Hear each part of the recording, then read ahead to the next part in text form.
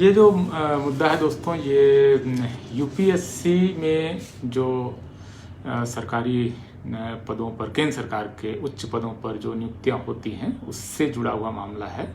और जैसा कि आप जानते हैं कि यूपीएससी एक कॉन्स्टिट्यूशनल बॉडी है, एक संवैधानिक बॉडी है जिसका संविधान में प्रावधान है, और उसका काम जो है वो ये है कि भारत सरकार के लिए नौकरशाही का वो चयन करती है। तो एक तरह से बहुत महत्वपूर्ण एक इसका काम है कि जो देश को चलाने वाली संस्थाएं हैं उसमें नौकरशाही एक प्रमुख संस्था है और जिससे ये देश चलता है। आप समझ सकते हैं कि किस तरह से एक कलेक्टर जो आमतौर पर आईएएस के अपना फर्स्ट प्रमोशन के बाद बनता है, या एक एसपी, वो कितना महत्वपूर्ण होता है। तो आगे चल जाते हुए वो जब वो कमिश्नर या एसएसपी, आईजी, डीजीपी या जॉइंट सेक्रेटरी, एडिशनल सेक्रेटरी और सेक्रेटरी तक बनता है, तमाम बड़े कॉरपोरेशंस में मैनेजिंग डायरेक्टर और ये सब बनता है। एक एक ऐसे अफसर के नीचे 40,000 50,000 तक सरकारी कर्मचारी होते हैं। तो ये यूपीएससी का जो काम है, खास करके सिविल सर्विस के अफसरों का जो चयन है, ये बहुत महत्वपूर्ण है। और ये एक तरह से देश को चलाने वाली जो प्रमुख संस्थाएं हैं, और ये चूँकि भंग नहीं होती है विधानसभा या लोकसभाओं की तरह, सरकारों की तरह बदलती नहीं है, तो बहुत पावरफुल बॉडी है। और ये एक तरह से देश को संचालित करने वाली नियामक संस्था, जो एक तरह से जहाँ पर नीतियाँ बनती हैं, नीतियाँ लागू होती है, उसकी संस्था है। तो यूपीएससी जिस तरह से इस नौकरशाही का चयन करता है, इस पर कड़ी नज़र हम सबकी होनी चाहिए। हर साल एवरेज अगर आप देखें आज़ादी के बाद से, तो आम तौर पर 1000 प्लस माइनस 200 के आसपास, मतलब 800 से लेकर रेंज आप मोटे तौर पर रख लीजिए 1200-1400 तक अफसरों का, सिविल सर्विस के अफसरों का चयन यूपीएससी के जरिए होता है। भारत सरकार उसकी नियुक्ति करती है और इसकी नोडल जो मिनिस्ट्री है वो डीओपीटी है, उसको इस काम को करना होता है। अब ये जो पूरी नियुक्ति है, इस पर चूंकि कड़ी निगाह लोगों को रखनी चाहिए। एक एक अफसर इतना पावरफुल होता है, और ये आप समझिए कि इतनी इस नौकरी की इतनी आप अहमियत का अंदाज़ा लगाइए कि 11-12 लाख तक लोग कई बार आपको इसके प्रीलिम्स के एग्ज़ाम के लिए तैयारी करते हैं। कई लोगों की ज़िंदगियां खप जाती हैं, बहुत श्रम करते हैं, बहुत मेहनत करते हैं, बहुत लगन से लोग इसकी तैयारी करते हैं। तो इसमें जो नियुक्ति का तरीका है, इसमें एक महा घोटाला सामने आया है। अब दिलचस्प ये है कि यूपीएससी ने अपने अब तक के इतिहास में, आज़ादी के समय से यूपीएससी है इस देश में, तो यूपीएससी अपने पूरे इतिहास में पहली बार किसी घोटाले पर एक सफाई देती है। और ये सफाई दी जाती है 6 अगस्त को कि हम कोई घोटाला नहीं कर रहे हैं, हम नियमों के तहत नियुक्तियां कर रहे हैं। तो आप समझिए कि सोशल मीडिया पर जो इसको लेकर जो विवाद उठा है वो कितना महत्वपूर्ण है कि यूपीएससी को खुद सामने आकर इसकी सफाई देनी पड़ी है। अब ये मामला क्या है, इसको आप सारा गौर से सुनिए। मैं बहुत सारे लोग चूँकि इस विवाद को पहली बार देख रहे हैं, बहुत सारे लोग अभी मुझे दिख रहे हैं, मुकेश गौतम, इंद्रजीत यादव, राहुल राज, जय भीम, जय पेरियार, और भी सारे लोग देखिए, अपने रामावतार मीणा जी हैं, आशीष खुसरे जी हैं, कमलकांत गुरवे जी हैं, बहुत सारे लोग इसको देख रहे हैं। इसमें से कई सारे ऐसे लोग हैं जो इस घोटाले के बारे में पहली बार सुन रहे होंगे। कुछ लोग जो यूपीएससी के एप्लीकेंट्स हैं, उनको इसके बारे में बहुत अच्छे से मालूम होगा, उनके अपने कोचिंग सेंटर्स वगैरह में इस घोटाले की चर्चा भी हुई होगी। जाहिर है जो इस घोटाले की पहली अगस्त में चली चर्चा से वाकिफ़ हैं, उनको मालूम होगा कि ये घोटाला क्या है। लेकिन मैं शुरू कर रहा हूँ उन लोगों के लिए जो इस घोटाले के बारे में पहली बार सुन रहे हैं, ताकि उनको अंदाज़ा हो कि ये पूरा मामला है क्या, और इससे किस तरह से भारत को चलाने वाली जो नौकरशाही है उसके चयन में किस तरह की धांधली हो रही है, और खास करके SC ST और OBC किस तरह से इसमें मारा जा रहा है, किस तरह से उसकी सीटें जो है वो लूटी जा रही हैं। जैसे इस साल का मैं उदाहरण दे रहा हूँ, और उसके बाद फिर आपको एक नॉर्मेटिव आइडिया के तौर पर मैं आपको 100 या 1000 के स्केल पर उस चीज़ को फिर रखने की कोशिश करूँगा। देखिए हुआ क्या है, जैसे इस साल की लिस्ट मेरे सामने है, और आप, मुझे पता नहीं कि अगर मैं इसको आपको आईपैड पे दिखाऊं तो वो आपको रिवर्स आएगा या सीधा आएगा। एक मिनट में कोशिश करता हूं कि आप इसको देख पाएँ कि ये किस तरह से ये सारा मामला सामने आया है।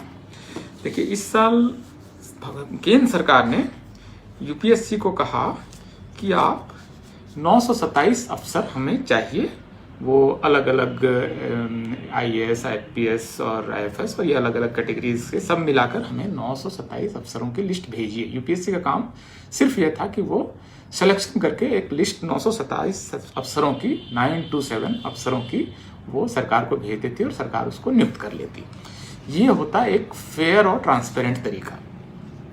लेकिन यूपीएससी का जो रिजल्ट आता है 4 अगस्त को पिछले साल, यूपीएससी 927 लोगों की लिस्ट सरकार को नहीं भेजती है। इसकी जगह यूपीएससी क्या करती है, 829 लोगों की एक लिस्ट भेजती है कि इन लोगों का हमने सिलेक्शन किया है और आप इनको नियुक्ति दे सकते हैं। तो इस तरह से एक यूपीएससी ने 829 लोगों की एक लिस्ट भेजी। अब 927 लोग जो चुने जाने थे, केंद्र सरकार ने जितने लोगों को लिस्ट भेजने के लिए यूपीएससी से कहा था, उसमें से 397 लोग जनरल कैटेगरी के होने थे, 83 लोग ईडब्ल्यूएस के होने थे, 251 ओबीसी के होने थे, 129 एससी के और 67 एसटी के होने थे। अब यूपीएससी जब लिस्ट भेज रही है तो 67 एसटी के बदले में 67 की लिस्ट पहले भेजती है, शेड्यूल्ड कास्ट के 129 कैंडिडेट के बदले में 129 की ही लिस्ट भेजती है, ओबीसी के 251 की जगह 251 की ही लिस्ट भेजती है, ईडब्ल्यूएस के 83 की जगह 78 की लिस्ट भेजती है। और बड़ा घोटाला कहाँ होता है, जनरल की 397 की जगह 304 की ही लिस्ट यूपीएससी यहाँ पर भेज रही है। अब ये जो पूरा मामला हुआ क्या है, जब आपको कहा गया कि 927 की लिस्ट भेजिए तो आपने 829 की ही लिस्ट क्यों भेजी? दरअसल हुआ क्या है दोस्तों कि पिछले साल, इस साल और इससे पहले के हर साल में ये जो जनरल मेरिट लिस्ट है, इसमें एससी एसटी ओबीसी के लोग बड़ी संख्या में चुने जाते हैं। अब आपको 397 में 91 कैंडिडेट ऐसे हैं जो कि एससी एसटी ओबीसी के हैं। अब यूपीएससी को कोई एक ऐसा तरीका निकालना है जिससे कि ये 91 लोग बाहर हो जाएं और यहाँ पर फिर जनरल कैटेगरी जो है वहाँ पर फिर अपर कास्ट के लोग आ जाएं। तो एक तरह से यूपीएससी की मंशा ये है कि जो जनरल कैटेगरी है उसको अपर कास्ट कैटेगरी बना दिया जाए, 40% रिजर्वेशन अपर कास्ट को दे दिया जाए, 15% आबादी को, जो कि ईडब्ल्यूएस, क्योंकि उसमें एससी एसटी ओबीसी के लोग ऐसे ही नहीं आ सकते हैं, तो 10% रिजर्वेशन तो आपने जो अपर कास्ट है उसको ऐसे ही दे दिया। इसके अलावा जो 40% है उसको भी वो अपर कास्ट के लिए रिजर्व करना चाहते हैं। ये है कुल मिलाकर इस पूरे आइडिया के पीछे की फिलॉसफी। आपको मैं इसको एक एब्सोल्यूट नंबर के टर्म में बताता हूँ। आप समझिए कि 1000 लोगों की नियुक्ति होनी है। 1000 की नियुक्ति होनी है तो जाहिर है कि उसमें 400 जो हैं वो जनरल कैटेगरी में होंगे, जनरल मेरिट में होंगे, जो भी मेरिट में आएगा वो उसमें आना चाहिए। इसके अलावा 1000 में से 100 जो है ईडब्ल्यूएस आएगा, 270 ओबीसी आएगा, 150 जो है वो एससी आएगा और 75 एसटी आएगा। ये इस तरह से इसका बंटवारा होना चाहिए। अब अगर 400 जो जनरल मेरिट है उसमें अगर 100 लोग एससी एसटी ओबीसी के आ गए तो अब यूपीएससी की प्रॉब्लम ये है कि उसकी दृष्टि इस बारे में है, इस नजर यहाँ पर है कि जो जनरल मेरिट है उसमें जो एससी एसटी ओबीसी के हैं उनको बाहर किया जाए। ये कुल फिलोसॉफिकल आइडिया जो है वो उस पर काम यूपीएससी कर रहा है कि किसी भी तरह से जो जनरल मेरिट में जो लोग आ जा रहे हैं एससी एसटी ओबीसी के, उनको वापस अपनी कैटेगरी में धकेल दिया जाए, ताकि जो इनकी अपनी जिसको वो मान रहे हैं कि जनरल कैटेगरी जो है वो हमारी कैटेगरी है, वो अपर कास्ट कैटेगरी है, इसमें हम किसी और को आने नहीं देंगे। ये है कुल घोटाला। अब इसकी काट कैसे निकालता है यूपीएससी, इसमें क्या घपला कर रहा है? अब वो जब ये लिस्ट आ जाती है 829 की और इसके अलावा एक कंसोलिडेटेड लिस्ट वो 182 कैंडिडेट की जारी कर देता है, लेकिन उसमें लिस्ट नहीं जारी करता है, वो सिर्फ 182 का एक नंबर बता देता है कि 182 लोग जो हैं वो कंसोलिडेटेड लिस्ट के हैं। अब जिन लोगों का नाम यूपीएससी ने अनाउंस नहीं किया है अपनी फर्स्ट लिस्ट में 91 की, उसका रिजल्ट जो है 4 अगस्त के बाद 4 जनवरी 2021 को उनका रिजल्ट आता है। और उसमें 91 में 71 लोग 73 लोग जो हैं वो अपर कास्ट के जनरल कैटेगरी से होते हैं, एक ईडब्ल्यूएस से होता है, 14 ओबीसी का होता है और एक सिर्फ एसटी का होता है, एससी का होता है। तो ये जो लोग 91 लोग इसमें एससी एसटी और ओबीसी के आने चाहिए थे, इसकी जगह 73 सीटें निकालकर, बल्कि एक अगर ईडब्ल्यूएस को भी जोड़ लें तो 74 सीटें जो है उन्होंने यहाँ पर अपर कास्ट को दे दी है। ये है कुल मिलाकर घोटाला। इसको आप अगर कोई जटिलता है और इसमें कोई सवाल अगर पूछना चाहता है तो मैं उसका जवाब देना चाहूँगा। और इस बात को मैं बहुत गंभीरता से बोल रहा हूँ। मुझे मालूम है कि यूपीएससी इसको लेकर कितना संवेदनशील है, सरकार इसको लेकर कितनी चिंतित है, लगातार क्लैरिफिकेशंस आ रहे हैं, ओबीसी कमीशन में इस पर चर्चा हो रही है और बहुत बड़ा मुद्दा है। और इसमें आप समझिए कि हर साल अगर 100 सीटों की चोरी हो रही है, कभी 70, कभी 80, कभी 100, इस तरह की चोरी हो रही है।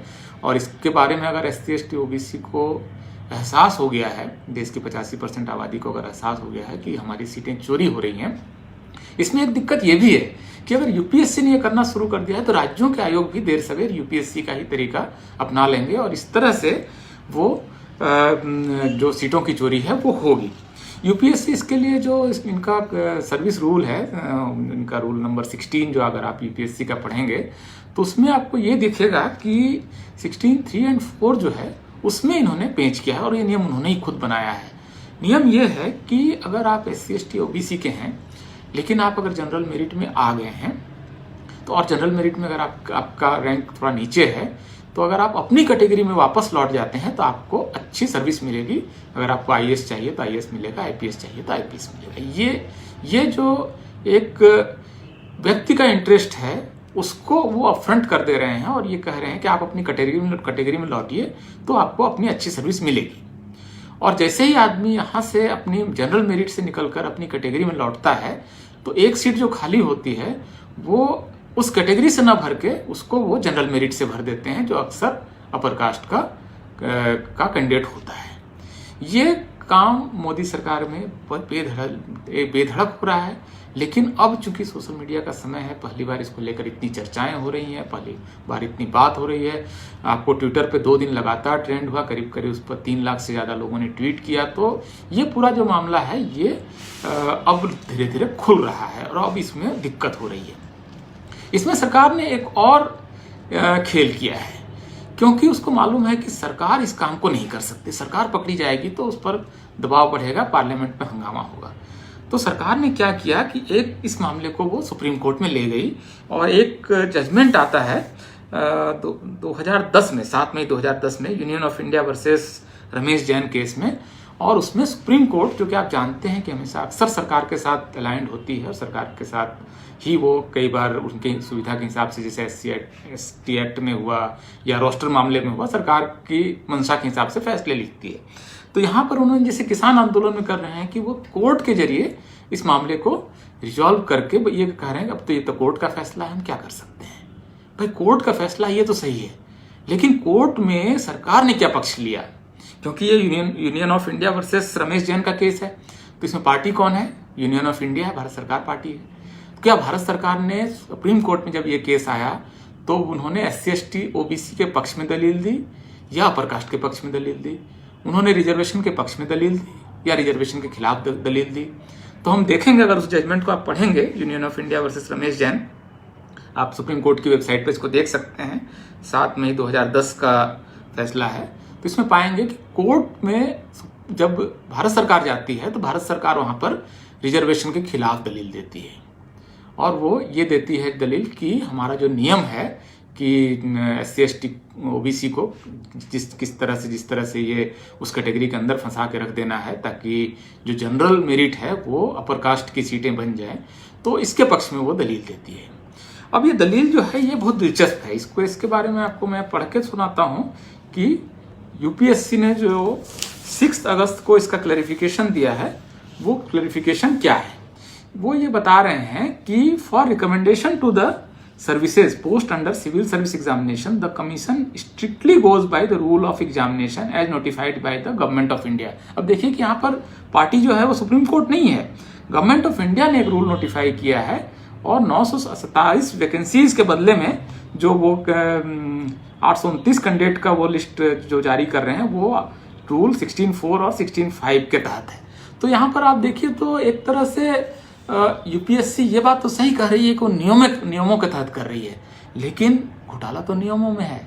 आपने नियम ऐसे बनाए हैं कि आप मजबूर कर रहे हैं SC ST OBC के मेरिट में आए हुए कैंडिडेट को कि आप अपनी कैटेगरी में जाइए, ताकि हमारी जो बाकी की सीटें हैं वहां पर हम अपर कास्ट को वो सीटें दे सकें। तो ये घोटाला अगर साल दर साल इसी तरह चलता रहा और देर सवेर अगर राज्य सरकारों ने और उनके आयोगों ने भी अगर यही तरीका अपना लिया, तो आप समझिए कि ये हर साल 20 से 30 हजार नौकरियों का मामला है, जो कि SC ST OBC की नौकरियां होंगी, लेकिन जो अपर कास्ट को चली जाएंगी, उनको लुटा दी जाएंगी। ये जो प्रश्न वगैरह जो आ रहे हैं मैं देख रहा हूँ, ये मुख्य रूप से इस घोटाले को समझने से संबंधित है। और ये कह रहे हैं कि जैसे अब लिखा जा रहा है कि दलितों पिछड़ों के साथ धोखा किया जा रहा है। दिलीप कुमार साहब कह रहे हैं कि सही कहा आपने, और SC ST राजनीति के पैरोकारों की मौन सहमति है। देखिए, SC ST OBC के पैरोकार जो राजनीतिक पैरोकार हैं, कई मामले समाज को खुद हल करने पड़ते हैं। ये आप हर चीज के लिए अगर राजनेताओं की तरफ देखेंगे तो राजनेता भी दरअसल आपकी तरफ देख रहा है। अगर डिमांड होगी, अगर आंदोलन होगा, तो राजनेता निश्चित रूप से आपके साथ आएंगे। ऐसा नहीं है कि वो उनको इस वोट की चिंता नहीं है, क्योंकि देखिए अब इस नियम को बदलने की जो बात है वो केंद्र सरकार के स्तर पर हो रहा है। और आप देखेंगे कि बाकायदा DOPT ने प्रधानमंत्री के निर्देश पर 9 जुलाई को ये भी कहा कि सर्विस एलोकेशन जो हो रहा है उसमें फाउंडेशन कोर्स के आधार पर उनके सर्विस एलोकेट किए जाएं। तो अगर यूपीएससी अगर इसी प्रपोजल को यूपीएससी मान ले कि 927 की लिस्ट आप फाइनल कर लीजिए, पहले तो जितने कैंडिडेट आपको देने के लिए कहे गए, आपका काम परीक्षा लेकर एक लिस्ट बनाना है। आप इसमें कोई घोटाला मत कीजिए। 927 की टोटल मेरिट लिस्ट आप भेज दीजिए। आप ये मत कीजिए कि हम 800 की भेज देंगे और 700 की भेज देंगे और बाकी हम एक लिस्ट छुपा के रख लेंगे, जो कि 4-5 महीने बाद जब पूरा मामला ठंडा पड़ जाएगा तो हम उसमें एक लिस्ट लाकर आपको रख देंगे। तो ये जो घोटाला है, इसको असल में रोकने के लिए इस समय बहुत जबरदस्त दबाव है। बाकायदा पीएमओ की तरफ से इस पर लिखा गया है। मैं आपको बताऊं कि Lal Bahadur Shastri national academy of administration में ये मामला 25 जून को आया था, कंबाइंड फाउंडेशन कोर्स का। तो ये असल में पीएमओ की तरफ से देखिए ये रिपोर्ट भी हुआ है कि 100 दिन का एक कंबाइंड फाउंडेशन कोर्स का प्रोग्राम हो, जिसके लिए रिकमेंडेशन पीएमओ ने किया है। तो ये मामला दरअसल अब वहां पर है जहां पर अगर आपकी तरफ से ये दबाव बनता है। अगर देखिए अब दिल्ली शहर में ही कम से कम SC ST OBC के 3 से 4 लाख बच्चे क्या मतलब बड़े लोग भी यूपीएससी की तैयारी कर रहे हैं। उनमें अगर थोड़ी सी भी जागृति हो, थोड़ी सी भी चेतना हो, तो वो इतनी मेहनत आखिर कर क्यों रहे हैं? इतनी मेहनत कर रहे हैं क्योंकि वो सिविल सर्विस में सेलेक्ट हों।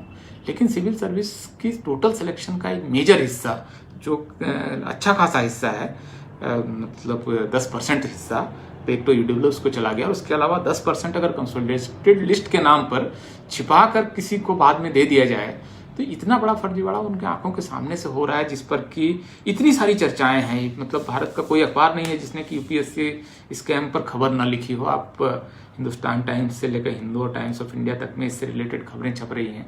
सिर्फ इस महाघोटाले को पकड़ने की जरूरत है, इसको लोगों को बताने की जरूरत है, और इसको लेकर जरूरत पड़े तो यूपीएससी या केंद्र सरकार में प्रदर्शन करने की जरूरत है, और जरूरत पड़े तो वहाँ जो SC ST OBC के सांसद हैं, बाकी सांसद, उनसे बात करने की जरूरत है कि आप इस मामले को उठाएं, क्योंकि ये समाज से जुड़ा हुआ मामला है।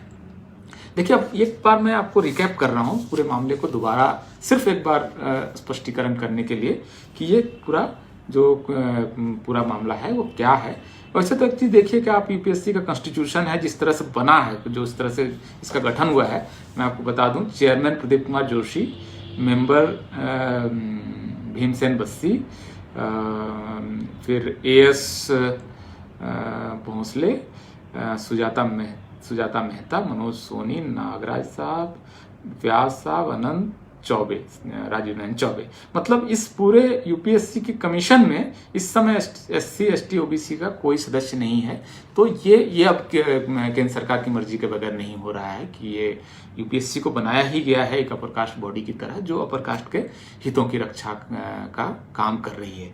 सरकार अगर जानना चाहेगी कि भाई अब जो लिस्ट को किस तरह से बनाया जाए, तो इसके बारे में बात हो सकती है, सारा कुछ हो सकता है, क्योंकि लेकिन भारत में अभी तक रिजर्वेशन का जो उल्लंघन है वो कोई अपराध नहीं है। इसके लिए कोई एक्ट नहीं है कि कोई अधिकारी अगर रिजर्वेशन का उल्लंघन करके सीटों को इधर से उधर कर दे तो कोई उस पर मुकदमा हो, ऐसा कोई नियम नहीं बना है, ऐसा कोई एक्ट नहीं बना है। ये सब गवर्नमेंट ऑर्डर से चल रहा है, बहुत मनमाने तरीके से चल रहा है। और हमारे जो नेता हैं, जो सोशल जस्टिस के नेता अब तक रहे हैं, उनका ध्यान अभी बहुत बुनियादी मुद्दों की तरफ रहा है। इन बारीकियों में और इन शातिर चाल जो है, जातिवादियों की जो शातिर चाल है, उसको पकड़ना और उसको लेकर फिर आंदोलन करना, फिर पार्लियामेंट में उसको लेकर हंगामा करना, फिर नियम बनवाना। इसकी जो जटिलताएं हैं ये तभी हल होंगी जब समाज का प्रबुद्ध तबका, पढ़ा लिखा हिस्सा, जो इन बातों को समझता है, जो इन जटिलताओं को समझता है, जिससे बात कर सकता है, वो जब इन मुद्दों को उठाएगा तो निश्चित रूप से इस बारे में चर्चा होगी। एक बार मैं फाइनल रिकैप कर देता हूँ कि ये घोटाला क्या है और इसके बारे में आपको किस तरह से क्यों बात करनी चाहिए। देखिए, इस साल जो 2020 में जिसका रिजल्ट आया है और 2021 तक जिसका रिजल्ट आया है, उसमें केंद्र सरकार ने यूपीएससी से कहा कि आप 927 सेलेक्टेड कैंडिडेट की लिस्ट हमें भेजिए, जिसको कि हम आईएएस, आईपीएस और तमाम काडर में रखेंगे। 927 की लिस्ट केंद्र सरकार ने यूपीएससी से मांगी। यूपीएससी ने अपनी तमाम परीक्षाएं ली, इंटरव्यूज किए और इसके बाद 927 की जगह 829 लोगों की लिस्ट 4 अगस्त 2020 को भेज दी। 927 की लिस्ट मांगी गई, लिस्ट भेज दी गई 829 की। और 4 अगस्त के कई महीने बाद 4 जनवरी 2021 को फिर और एक लिस्ट आ जाती है, जिन कैंडिडेट का वो 4, 1, 5, 6, 3, 9, 89 कैंडिडेट की एक लिस्ट फिर आती है। और इस तरह से यूपीएससी टोटल 927 लोगों की लिस्ट भेजती है।